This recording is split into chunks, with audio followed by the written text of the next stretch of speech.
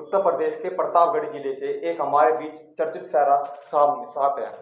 बात कर लेते हैं शिवांशु दुबे, जो कहीं ना कहीं सनातन धर्म को लेकर सुर्खियों में बने रहते हैं। आइए सीधी बात करते हैं। बहुत बहुत स्वागत है आपका हमारे शो में शिवांशु जी। सबसे पहला सवाल आपसे यही रहेगा, आप या आपके धर्म जैसे, मतलब कोई धर्म को टारगेट नहीं कर रहा हूँ, लेकिन अगर देखा जाए तो सनातन धर्म में कुछ ऐसे संगठन बने हुए हैं जो हिंदू राष्ट्र की मांग करते हैं, क्या ये सही है?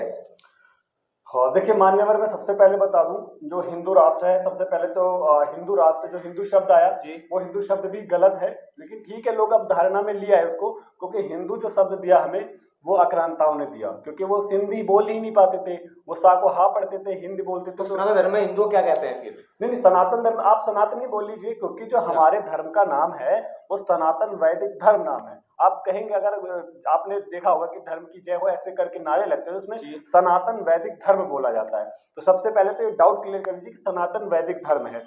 और आपने बोला हिंदू राष्ट्र, चलिए ठीक है, मान लेते हैं हिंदू राष्ट्र की बात करते हैं जो लोग। देखिए हिंदू राष्ट्र का मतलब क्या है, सबसे पहले हमें हिंदू राष्ट्र का मतलब समझना। नहीं, मैं आपसे एक सवाल लूंगा बीच में, आपको समझ रहा हूँ। अगर ये भारत हिंदू राष्ट्र बन गया तो बाकी जो दूसरे मजहब के या दूसरे धर्म के लोग रहते हैं वो कहाँ जाएंगे फिर? देखिए सनातन राष्ट्र का मतलब यानी हिंदू राष्ट्र का मतलब है कि इसमें किसी को भगाया नहीं जाएगा। इसमें तो हिंदू राष्ट्र तो पहले से ही था, कोई और पाया नहीं जाता था, यहाँ सनातन ही लोग पाए जाते थे, जिनको सिंधु की जगह हिंदू बोला गया।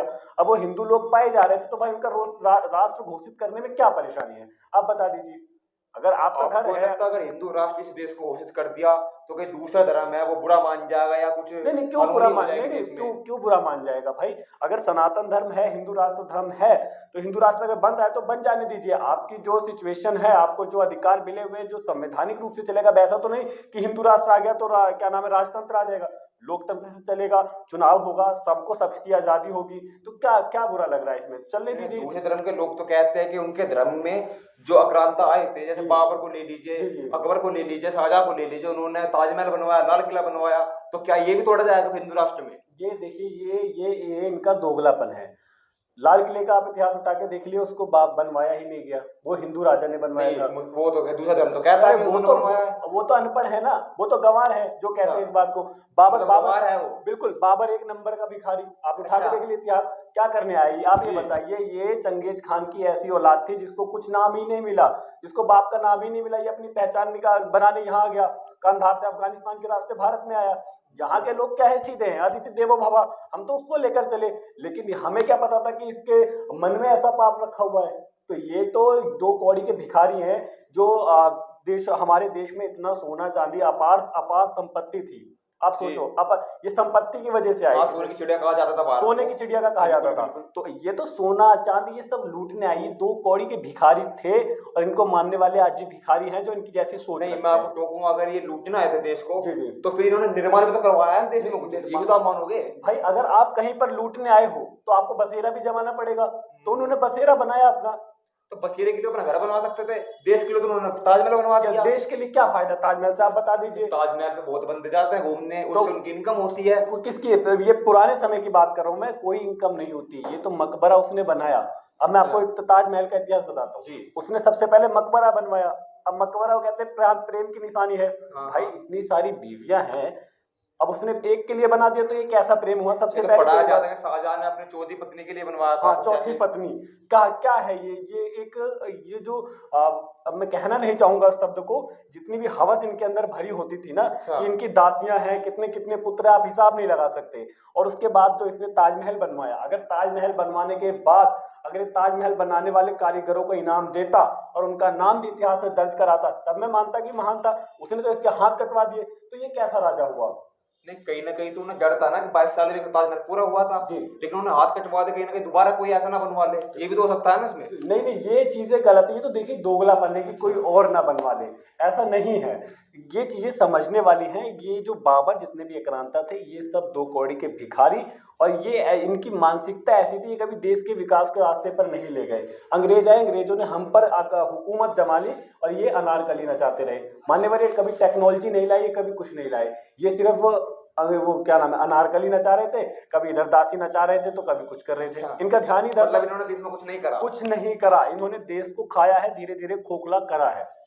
वही बात कर लेते हैं, अभी 22 जनवरी को राम मंदिर का मुहूर्त हुआ है या उद्घाटन हुआ है, तो उस पर आप क्या कहना चाहेंगे? एक आप सनातनी है, तिलक लगाते हैं, तो आप कितनी खुशी है आपको? नहीं देखिए, जो रही बात तिलक लगाने की, तो देखिए सबको लगाना चाहिए, कोई भी इसमें जाति धर्म कुछ नहीं करना चाहिए, हम सभी को लगाना चाहिए, चाहे कोई किसी भी वर्ण से हो। रही बात राम मंदिर की, देखिए राम मंदिर वहाँ पहले था, हमारे प्रभु श्री राम का महल था, अब तो हमने मंदिर में करके उसको बहुत छोटा कर दिया, लेकिन वो महल था, वो महल वापसी आ गया, बात खत्म हो गई। तो कहीं ना कहीं राम मंदिर बनने से राम राज्य आया है देश में, देखिए आपको ऐसा? देखिए राम राज्य की शुरुआत जरूर हुई है, आया नहीं है बिल्कुल अभी भी, क्योंकि देश के अंदर अभी भी सरकारें कहीं ना कहीं कुछ गलतियां कर रही हैं। राम राज्य कैसा आएगा पूरे देश में, ये बताइए। देखिए राम राज्य, उसके लिए मतलब सरकार को क्या करना चाहिए? देखिए सरकार अपना कर्तव्य कर रही है, लेकिन जब इसमें विपक्ष और सरकार के बीच में सामंजस्य नहीं बन पाएगा, तब तक चीजें पॉसिबल नहीं है। लेकिन अब जो सरकारें हैं या पहले जो सरकारें हैं, सबने अपने स्तर पर अच्छा और ठीक काम किया है।